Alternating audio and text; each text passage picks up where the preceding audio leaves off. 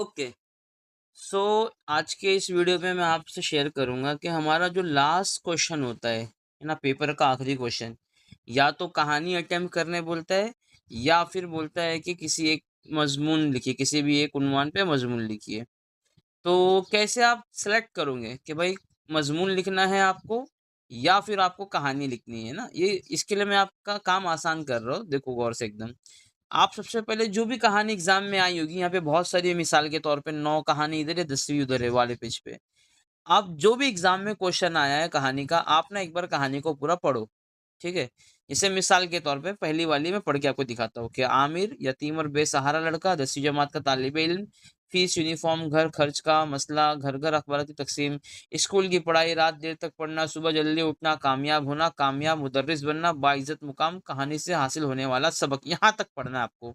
अच्छा, इस कहानी को पढ़ के आपको क्या मिला? एक सबक मिला कि भई एक बच्चा था, बहुत गरीब था, लेकिन चूँकि मेहनत करता था ना, तो मेहनत से उसने अपनी पढ़ाई को मुकम्मल किया और आज के टाइम पे एक वो कामयाब टीचर है।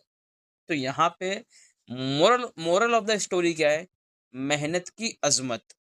अब बस यहाँ पे आपको यहीं पे मैं एक हिंट दे रहा हूँ कि जभी भी आप कहानी पढ़ो और कहानी को पढ़ने के बाद आपको उस कहानी का मोरल ऑफ द स्टोरी अगर दिमाग में आ जाए, वो कोई कहावत हो सकती है, वो कोई मुहावरे की शक्ल में हो सकता है, वो कोई स्लोगन लाइन हो सकती है, समझ में आ रहा है आपको? तो आप फिर कहानी ही अटेम्प्ट करोगे, आप मज़मून पे नहीं जाओगे। क्यों मालूम है? क्योंकि ना मोरल ऑफ द स्टोरी अगर आपने लिखा है एट द एंड और कहानी का एक अच्छा-सा आपने शुरू में ये दे दिया है उन्वान, हेडिंग, तो बेटा आपको 1 मार्क्स यहीं मिल जाता है फॉर्मेट के अकॉर्डिंग, ठीक है? ये आपका फॉर्मेट होता है। उसके बाद आप अपने लफ्ज़ में इसको लिख दो, सेम टू सेम, नहीं कॉपी करना। बहुत सारे बच्चे क्या करते हैं, जो पेपर में आया वही बस बीच-बीच का डैश निकाल देते हैं, तो इस तरह कहानी नहीं बनती। अच्छा, इसी तरह मज़मून भी आपको हिंट दे रहा हूँ कि मज़मून का कोई भी, जैसे पढ़ रहे हो आप यहाँ पर कि भई लड़कियों की तालीम की अहमियत या शजरकारी के फ़वाइद, पेड़ लगाने के फ़ायदे, कोई भी उन्वान अगर इम्तिहान ना होते, है ना? कोई भी उन्वान आपने पढ़ लिया, 3 टाइप के आपको मज़मून आते हैं। एक तो अगर के बेस पर होगा, अगर मैं वज़ीर-ए-आज़म होता, अगर इम्तिहान ना होते, अगर ये नहीं होता, मतलब ये मज़ाहिया अंदाज़ में होता है अगर वाला। एक होता है सीरियस टॉपिक्स, जैसे भाई मेहनत की अज़मत या फिर निस्वानी तालीम, है ना, औरतों की तालीम।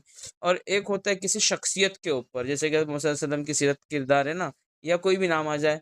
तो बेटा आप ये देखो कि वो टॉपिक में जो भी नाम आपको कंफर्टेबल ज़्यादा लग रहा है, यानी जिसके बारे में आपको नॉलेज ज़्यादा है, उसी टॉपिक को सिलेक्ट करो और फिर जो आपको नॉलेज है उसको लिखना शुरू कर दो।